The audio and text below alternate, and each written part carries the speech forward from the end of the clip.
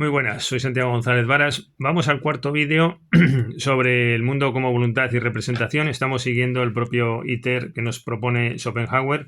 Bueno, en el vídeo primero hicimos una introducción relacionándonos con algunos de nuestros libros, que aquí detrás se ven, que tienen un fondo schopenhaueriano en parte. Nos parecía conveniente. Bueno, basta que quien habla pues tiene también ideas sobre estas cuestiones del placer estético, pues hacer una relación entre Schopenhauer y el placer estético según nosotros lo escribimos.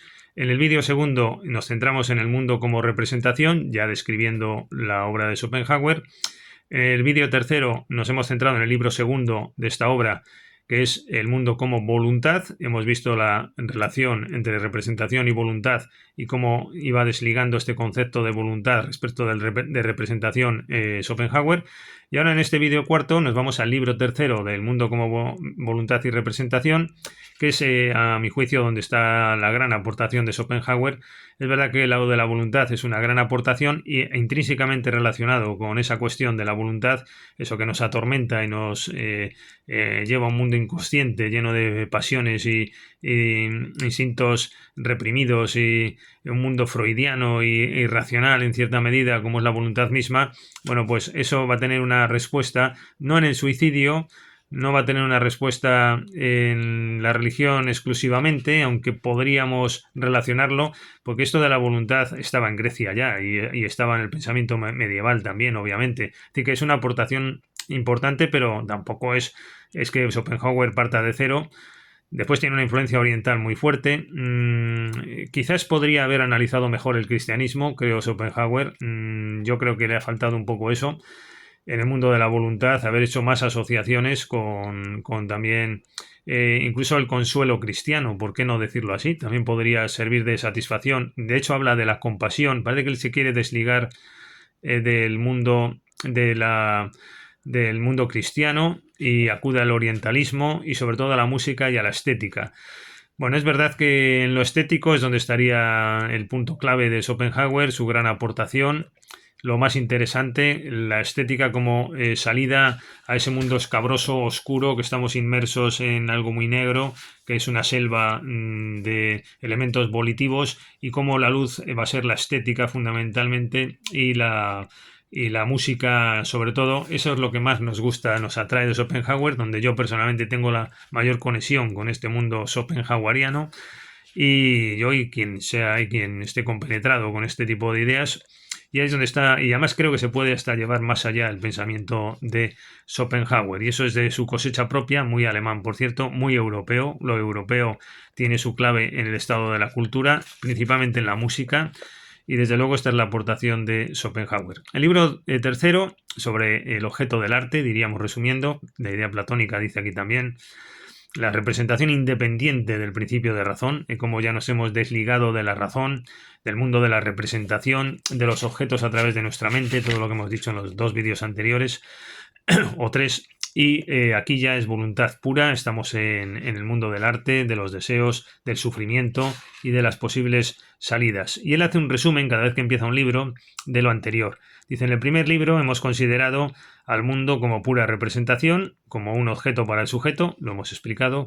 En el segundo hemos examinado su otro aspecto y hemos visto que este era la voluntad, y que fuera de la representación el mundo no es más que voluntad. Que bien explicado está el resumen de Schopenhauer aquí por él mismo, y en efecto así es, como hemos dicho en los vídeos anteriores. En consecuencia hemos dicho que el mundo como representación, así en total como en sus partes, era la objetivación de la voluntad, o en otros términos la voluntad hecha objeto, es decir, representación. Esta es la idea clave del autor. Después va a relacionar esto con Kant de nuevo en el parágrafo 31, página 10 de este segundo tomo que yo manejo en esta edición. Dice,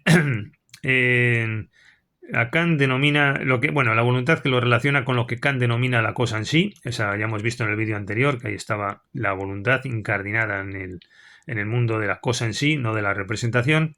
Esa teoría de tan elevado valor, dice Schopenhauer, pero que él representa de una manera tan oscura y paradójica, y que por el modo que tiene de deducirla, o sea, partiendo del efecto a la causa, se convierte en la piedra angular de su sistema. Que al final, dice Schopenhauer, la clave de Kant está en la cosa en sí, que es lo que no explica, y ahí es donde viene Schopenhauer diciendo, si la voluntad es la cosa en sí, qué frase, ¿no? Tan ilustrativa. Bueno, después pasa a Platón, hace referencias a la idea según Platón, el mundo de las ideas, habla de Spinoza. La verdad es que es un gran conocedor de la filosofía, evidentemente, era su profesión, entre otras cosas. Sigue avanzando y aquí introduce una cosa que decíamos en el vídeo primero de Schopenhauer a modo introductorio, esa distinción entre el hombre vulgar. Dice aquí, me gustaría verlo en alemán, como voy a parar y voy a ver qué expresión usa a hombre vulgar en alemán. Bueno, habla de el hombre vulgar es el gewöhnliche Mensch. Aquí está en la página 255, en esta versión alemana. Y un texto un poco duro, la verdad, pero lo que viene a decir, esto lo he leído en el alemán, ¿no? Donde a gewöhnliche Mensch dice Fabrikware der Natur, wie sie solche täglich zu Tausende hervorbringt.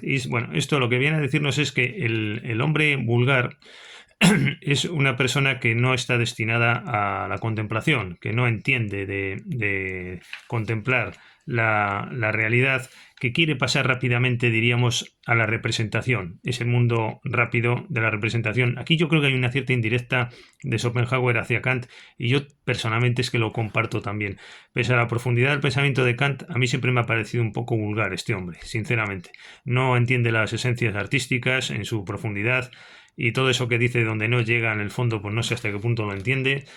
Bueno, en realidad, sin embargo, Schopenhauer, amigo, aquí te dice, más bien aquí a cuento, a continuación, sin embargo, el genio es aquel que no se contenta solo con la representación, el que cuando ve la contemplación se produce un cierto ensimismamiento en lo contemplativo, y no solamente huye de él al mundo de la representación rápida para ver su propia realidad a través de los objetos, y etcétera, etcétera, sino que se dedica a recrearse en ese mundo contemplativo de lo que está por detrás de la cosa en sí. Y esa es la diferencia entre el hombre vulgar y el genio. El genio, y en este contexto se toca la locura, que tiene que ver después con un ensayo de Freud que estudió a Schopenhauer. En este contexto el genio es el que contacta con ese mundo más irracional, que no se queda en como el otro, en el hombre vulgar, en la huida rápida y fácil de lo contemplativo. Esto se nos viene a decir aquí, y es lo que decía en el vídeo introductorio, en el primero de los que hemos hecho del mundo como voluntad y representación, de que claro, ¿para quién está escribiendo realmente Schopenhauer? ¿Para qué modelo de sujeto? ¿Para qué persona? Porque realmente es un problema para la gente, para este gewöhnliche Mensch, es un problema realmente esto de la voluntad y de la representación. ¿Necesita la música realmente el hombre normal? Yo creo que esto al final está escribiéndose para personas que tienen un cierto toque de genialidad, como dice él, ¿no? Que pone en conexión con la contemplación estética. El concepto de genio es el de genius, eso sí, ya estamos en el parágrafo 37, lo estoy siguiendo en alemán y español, y en efecto es el que está en contacto con el arte, el genio, una concepción romántica, pero que quizás hoy día no guste a los autores actuales del arte como basura. Ya sé que esto no gusta mucho actualmente, pero que creo que sigue vigente en mi opinión. Pasa a hablar del deseo Schopenhauer, y aquí ya empieza a meterse en harina, empieza a hablarnos de arte. Bueno, quizás hay un poco de vanidad también y de erudición en Schopenhauer, en demostrar que él es el que sabe aquí más que nadie de arte. Se centra en los pintores holandeses. Por poco gusto estético que se tenga, no se puede contemplar esos lienzos sin emoción. Se deja llevar por el apasionamiento estético. Esto engrandece a Schopenhauer. Evocan estos cuadros holandeses ante nuestros ojos la disposición del espíritu tranquila, serena, privada de voluntad, que animaba al artista, etcétera, etcétera. La hermosa naturaleza pasa también. Ahora es que va y viene, ¿no? Deja el arte, va a la naturaleza, después vuelve al arte, pasa por el sueño. La naturaleza, la hermosa naturaleza, nos arranca de la subjetividad, de la esclavitud de la voluntad, y nos transporta al estado del conocimiento puro. No solo el arte, la naturaleza también. Aquí nos metemos ya de lleno en el fregado. Esto es lo apasionante de... Voy a manejar ahora la versión alemana mejor, porque está en este tema del arte sí que he preferido ese texto, porque nos habla del placer estético. Sobre este terreno, la mayoría de los hombres estarían desprovistos de esa genialidad, ¿no?, que se precisaría. Esto ya lo hemos visto un poquito antes. Hay una contemplación involuntaria que relaciona una cierta idea de beatitud, un encanto mágico de las cosas. Este es otro mundo, ¿verdad?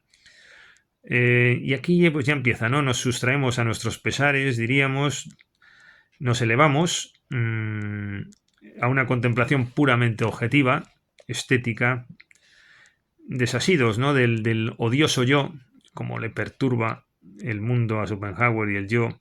Nos convertimos en sujetos puros, ¿no?, del conocer, nos identificamos con los objetos, la voluntad desaparece y solo queda el mundo como representación. Espero haber mostrado con las presentes consideraciones de qué naturaleza es el goce estético. Y aquí habla de Ästhetische Wohlgefallen. En otro sitio decíamos que habla de Ästhetische Freude.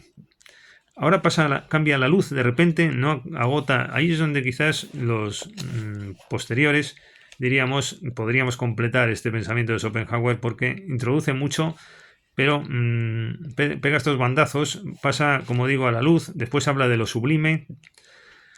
El estado de contemplación, por cierto, se traduce como reine Anschauen, la pura contemplación. El estado de pura contemplación es el reine es puro, Anschauen, contemplación. Me parece interesante ver los conceptos que maneja. Distingue lo bello y lo sublime, muy de Kant esto, pero quizás no sea lo esencial. Vuelve otra vez a la luz, otra vez a la idea de contemplación.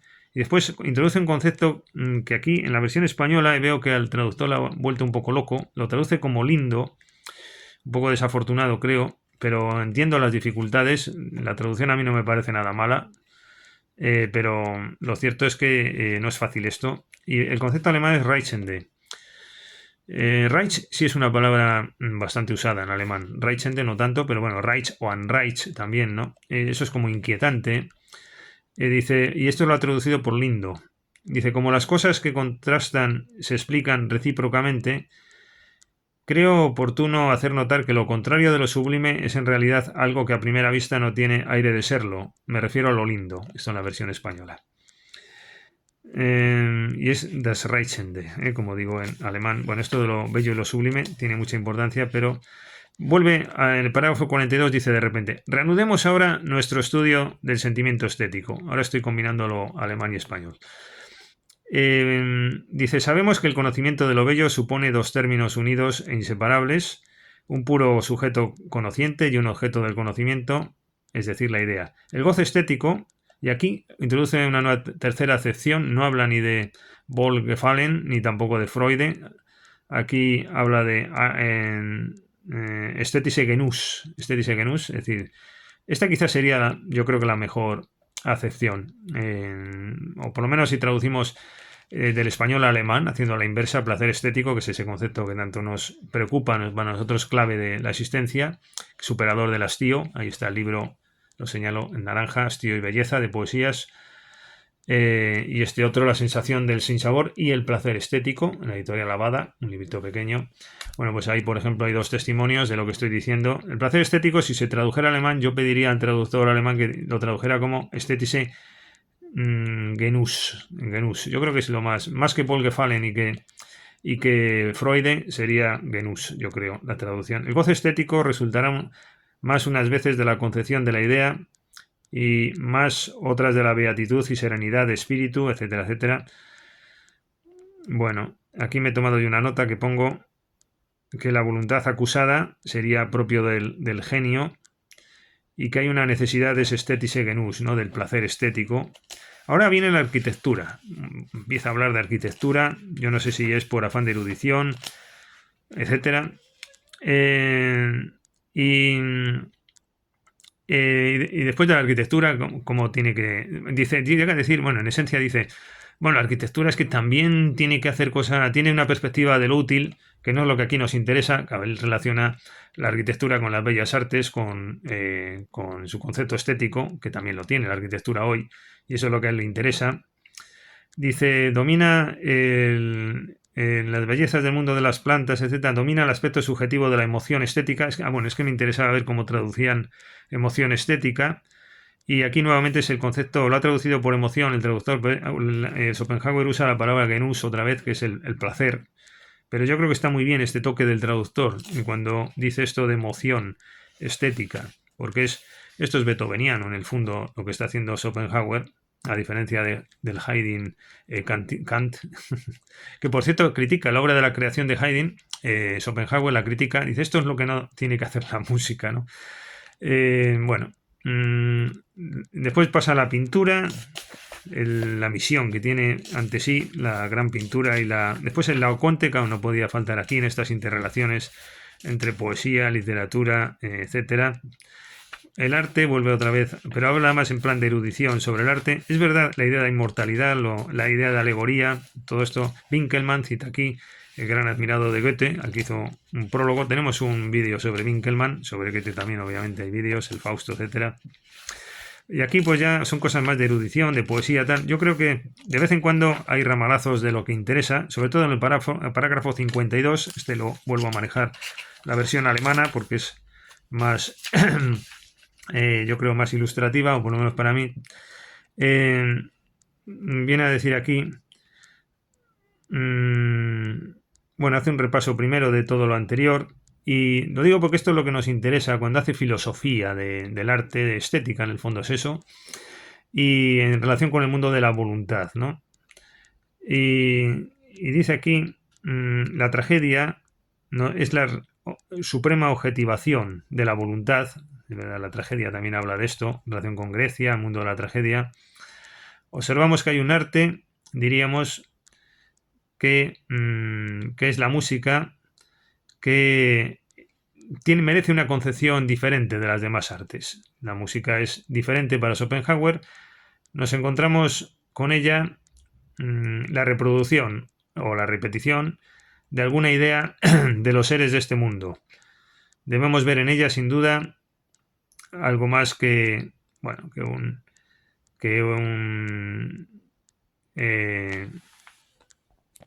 ejercicio aritmético. Cita a Leibniz, que lo pone así como un poco. Aquí hay grados siempre en Schopenhauer, está el vulgar, el genio, etcétera, el intermedio y tal, ¿no? Siempre va estratificando. Dice que la música no es eso solo, ejercicio, sino que produce un efecto estético. La palabra que usa en alemán de efecto, estético es la misma que en español, pero efecto es Wirkung, así es traducción literal en la versión española, en efecto. Bueno, pues la música debe relacionarse en algún sentido con el mundo, y aquí es donde viene, en este parágrafo 52, es donde viene toda esta concepción de la música como ese momento, ese modo de llegar a algo profundamente oculto. Este párrafo quizás sea el más ilustrativo. En efecto, la música vendría a ser una objetivación inmediata de toda voluntad, tan inmediata de toda voluntad como el mundo mismo, como las ideas mismas, cuyo fenómeno múltiple constituye el mundo de los objetos individuales. Asocia la música con el mundo de la pasión, pero en especial desde el punto de vista del dolor. Una melodía lenta que pasa por disonancias que provocan dolor, que siempre es triste y con retardo. Esta concepción de la música, que no expresa más que la quinta esencia de la vida, la esencia de la vida y de sus incidencias. Esto es la música en realidad relacionada con la voluntad. Se podría, por consiguiente, llamar al mundo encarnación o representación misma de la música, en cuanto es encarnación de la voluntad. Y así se comprende cómo la música da inmediatamente a toda vida una significación más alta, más elevada, más sublime. las escenas de la vida humana las que cuentan son el idioma universal de la música. Las cosas particulares, el mundo de la representación, pues esto sería lo intuitivo, lo individual, las cosas particulares, pero donde está la cuestión clave es en la música, que es el idioma universal, que expresa los movimientos de la voluntad.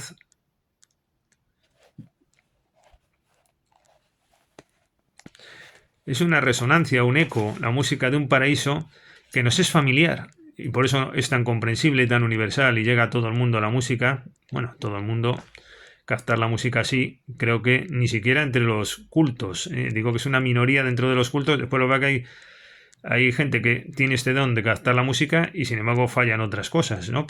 Tampoco queremos enfatizar esto. Pero es verdad que pero captar el mensaje musical o estas ideas entre los cultos tampoco es frecuente. Después lo que pasa es que entre la gente que capta esto también tienen otras carencias, no hay que olvidarlo. Pero esto lo que quiero decir es que no es fácil de captar, aunque Schopenhauer, como todo el mundo, habla en general cuando habla de estas cosas, diciendo el hombre dice se siente cómodo con la música porque te evoca un paraíso y sientes ahí la sustracción de la voluntad. Ya, pero realmente eso es el hombre o eres tú, Schopenhauer, y algún grupo de minorías, como dices al comienzo del El mundo como voluntad en el primer libro, ¿no? Por cierto, la música, he procurado decir que expresa la esencia del mundo, lo que éste es en sí. La filosofía misma no es más que una expresión de la esencia del mundo, está equiparando con la música, por tanto. Y aquí es donde están las frases claves, ¿no? Por ejemplo, esta. La música es como el mundo, una objetivación de la voluntad. Esta es una idea importante. Y aquí acabando este libro, justo antes del cuarto, lo leo en la traducción española. El placer de lo bello, el consuelo del arte, el entusiasmo del artista que le hace olvidar las penas de la vida, el entusiasmo del artista, aunque no seas artista, pero ese entusiasmo como artista, del artista, que te hace olvidar las penas de la vida. Bueno, ahí está canciones populares, ¿no? Que dicen esto mismo, no voy a cantarlas yo aquí ahora.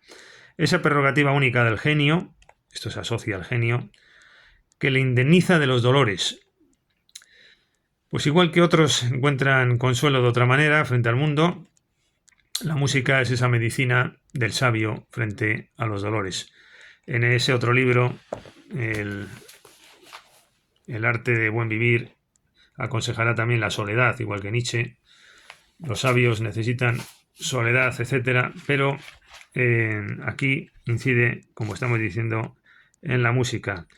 Dolores, en la traducción alemana, es Mühen.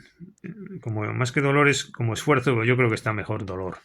Yo creo que el traductor hasta supera a veces al autor, ¿no? Porque está mejor, es más schopenhaueriano hablar aquí de Schmerz, por ejemplo, de dolor, que no de Mühe, aunque la palabra que usa Schopenhauer es Mühe. Sigue aquí diciendo este texto. La vida en sí, la voluntad, la existencia misma es un dolor perpetuo. Está introduciendo ya lo que viene después, ya lamentable, ya aterrador. Y por otra parte, de todo esto, considerado en la representación pura o en las obras de arte, se halla libre del dolor y ofrece un espectáculo imponente. Esta es la idea esencial se convierte en el fin del artista de genio. Este conocimiento puro, profundo, esto hay que subrayarlo. Este conocimiento, así acaba este libro, el tercero, que yo creo que ya dice mucho de su concepción, pero no sé hasta qué punto todo eso que intercala. Esto es como las sinfonías de Bruckner, ¿no? Que las sinfonías de Bruckner es como Schopenhauer, es verdad, porque, hombre, Bruckner es un poco posterior, unas décadas posterior, el músico vienes, pero va en las ideas sublimes. Después, sin embargo, después llega mete ahí un relleno de no sé qué, Bruckner. Y después cuando vienen las ideas sublimes, ¿no? Yo creo que a Schopenhauer le pasa un poco así, mete mucho de erudición, intercala textos, pero después de repente te suelta los ramalazos esenciales, pero yo habría preferido un poco más de extensión en las ideas realmente esenciales de esto que estamos aquí viendo. Es verdad que lo cuenta, Lo deja un poco en bruto, después Nietzsche volverá también en El nacimiento de la tragedia a esta concepción, pero yo habría preferido un poco más de esto, más explicación. Pues una obra densa, larga, y sin embargo después se detiene mucho en esos otros aspectos. Bueno, pues voy al libro cuarto final, no sé si hacer un vídeo nuevo o acabamos en este, yo creo que mejor hacemos así, acabamos en este, que es el cuarto vídeo que hacemos de Schopenhauer y este libro.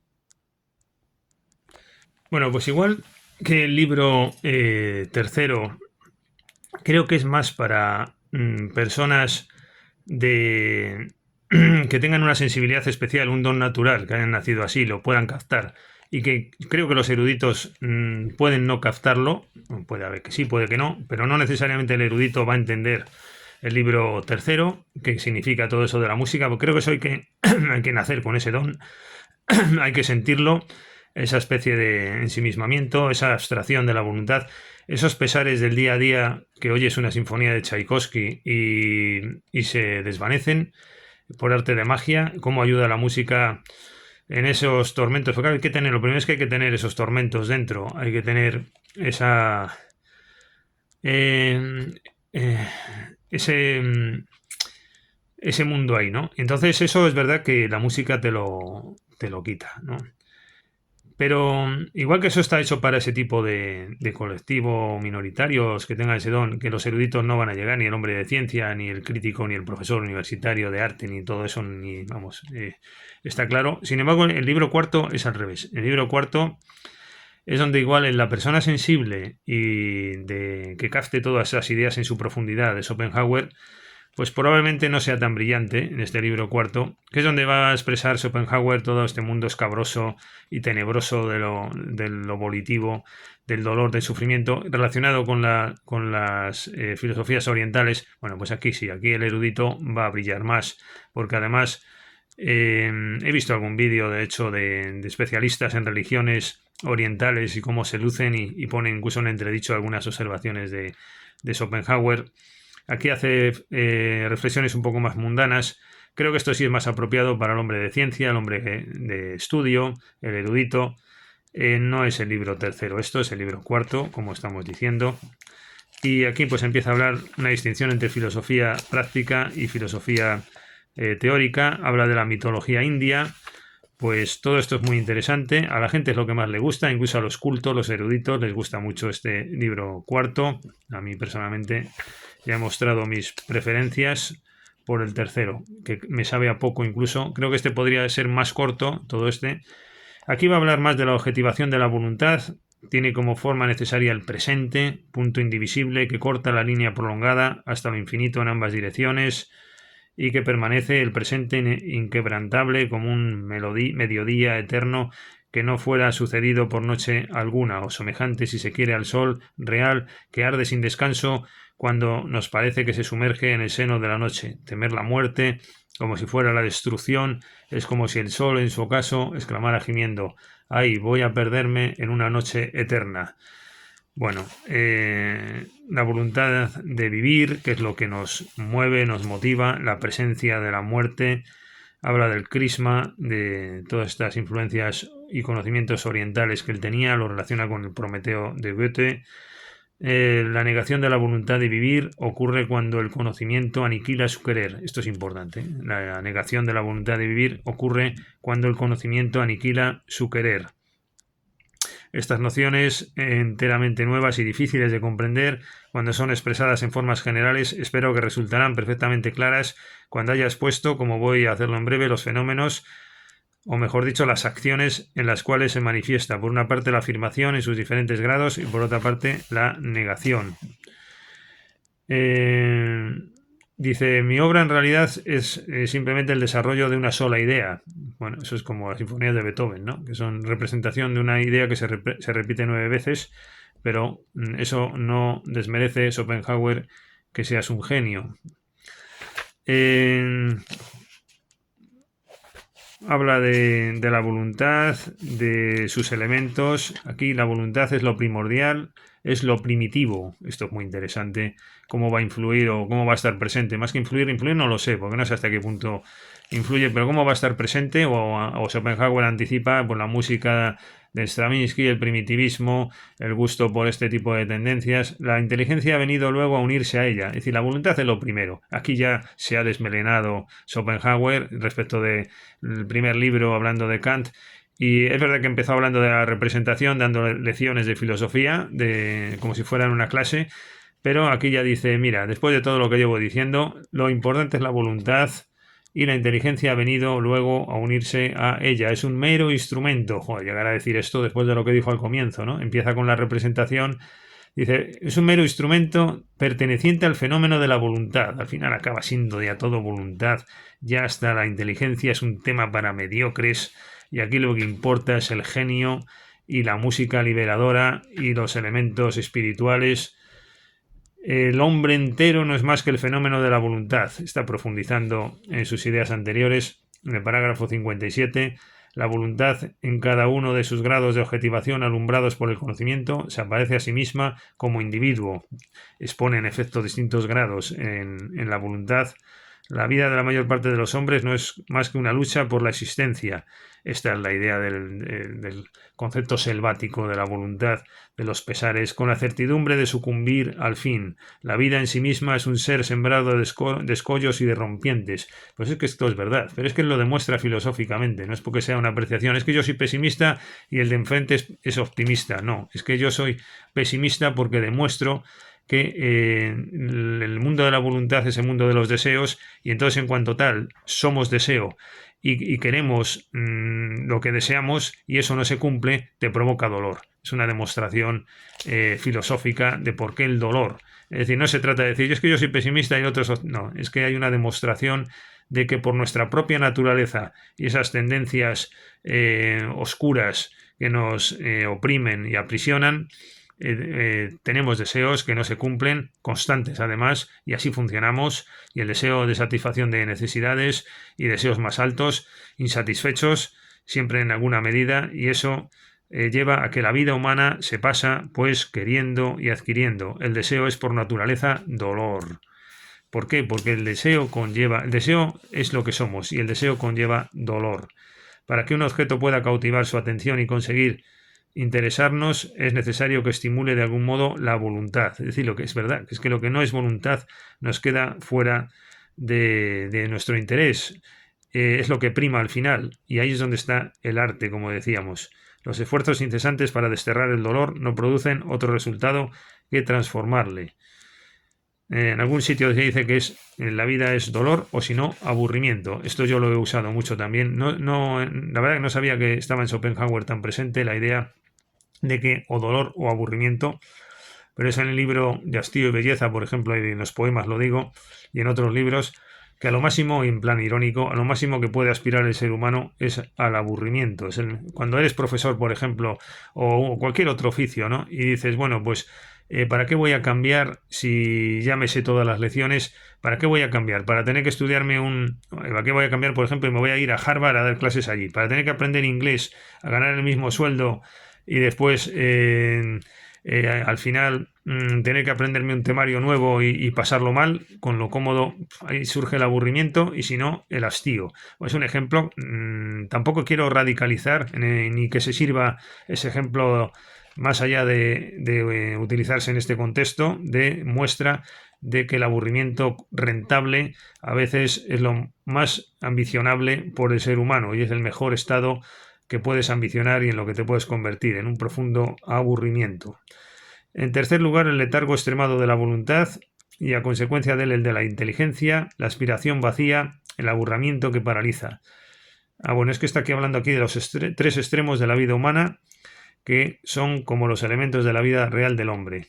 En primer lugar, una volición enérgica. Estos son los tres extremos de la vida humana. Primero, la volición enérgica de las grandes pasiones. Después viene el conocimiento puro, la concepción de las ideas. Y en tercer lugar, el letargo extremado de la voluntad y la consecuencia de él, el de la inteligencia, la aspiración vacía, el aburrimiento que paraliza. Es decir, primero, pura voluntad, la cosa en sí de Kant. Después viene la representación y la inteligencia, nos sitúan esto también está en Platón, en un segundo intermedio nivel. Y tercero ya, lo del mundo de de lo primero reconvertido después de haber pasado y superado el mundo de lo racional, ¿no? Conectas otra vez con lo primero, lo superas y saltas a ese mundo de la genialidad de la música, que eso es más minoritario.